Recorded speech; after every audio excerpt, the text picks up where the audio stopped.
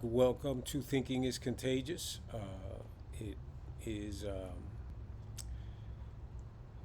topic that I want to discuss, a topic that I think is a little bit touchy, but I still want to discuss it. 250, 260,000 people are, since the mortgage forbearance ended, the COVID mortgage forbearance ended, 260,000 people are now delinquent on their payments. And a large percentage are in the foreclosure process. CNBC reported that about 75% of those people have 20% equity, which is a big difference from the crisis of 2008 when people were upside down. So there's actually equity in 75% or 73% was the exact number. And about 28% have 50% or more equity in their home. So my questions are a couple. Number one, if you have 50% equity in the home, why are you in foreclosure? Why did you not sell the home? Why do you not refine it? Why not? What is the problem? Bigger question though is, I want to know of these people, how many are in delinquency or in foreclosure because they were really impacted by COVID? How many were there? I want to know that number.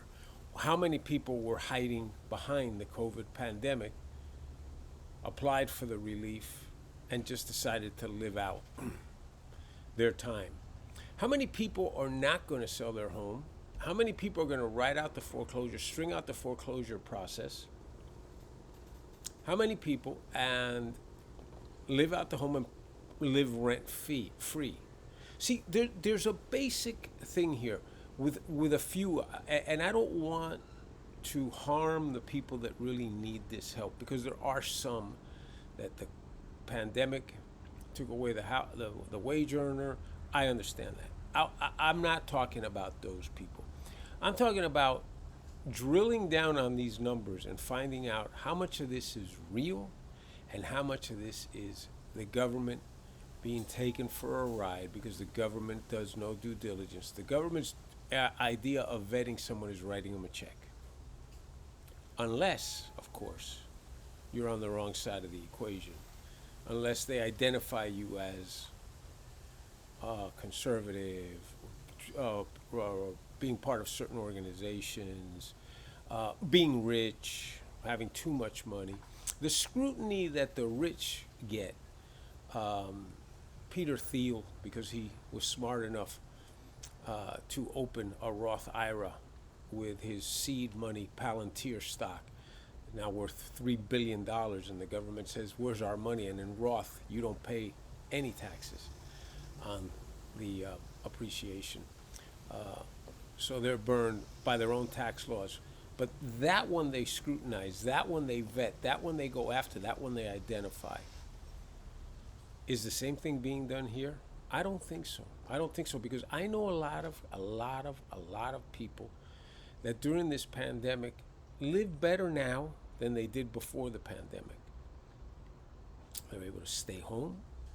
They're able to take care of their kids.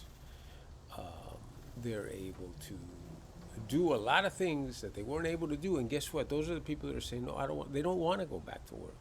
They don't want to go back to work for many reasons. And now they're kicking and screaming because the unemployment ended, because the mortgage forbearance ended, because the foreclosure forbearance ended, and now landlords can foreclose after 2 years of having people live in their rental property without paying them rent. How would you like that? How would you explain that to the bank if you're a landlord and you have to keep paying the mortgage, but your tenant isn't paying the rent? That happens a lot. And they say, oh no, there's programs set up for the landlords to be remunerated. No, there is, but I know very few people that have been able to go through the system and get full relief or relief of this situation. There's more protection for the one that is living in the unit and not paying rent and refusing to leave, knowing that they can't be foreclosed or they can't be evicted, excuse me, those people. So my point is this: don't make a report like CNBC made today without all the information. Of those 250, 300,000 homes, I want to know how many people are really in financial trouble. How many people have no income? How many people have bad credit scores out of those people? How many people, and how many people are milking the system? Because I believe, and this is my opinion, YouTube, I believe that a large percentage of people are milking the system.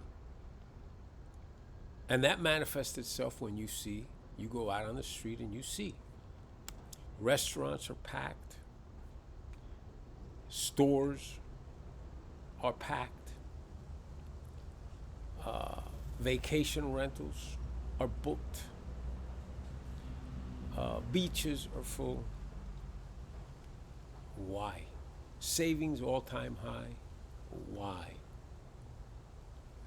Because the taxpayer dollars are being divvied out by the politicians who are looking to buy the vote. And that's what's happening here. So when CNBC, when you come out with this report about foreclosures, mortgage forbearance, eviction forbearance, when you come out with this report, you better dig a little deeper and look at the entire story. And you, I believe, will be very surprised at the shell game that is going on in this economy, with people knowing that the government is writing checks and the government is vetting the writing of those checks, which means all hands on deck, because it's free money and with no repercussions. All right. Hopefully this gets on the air too. I mean, stockpiling videos right now for when the great Big Brother monitoring my videos decides whether I'm okay to be on or not on, or I get banned again. I am probably going to be switching formats. There's a couple of things I'm looking at, and I will make a video announcing it. But this is only the beginning. I would appreciate the followers to move when I do move, and let me know that you moved. I would appreciate you subscribing to the new format, which again I will let you know when that occurs. And more importantly, in order to froth Twitter, YouTube, I would ask that you get some subscribers on this channel for us, and let's make an impact. Let's make the loss felt, and I think we can do it. Anyway, hope that you enjoyed it. I thank you for your support, and we will continue.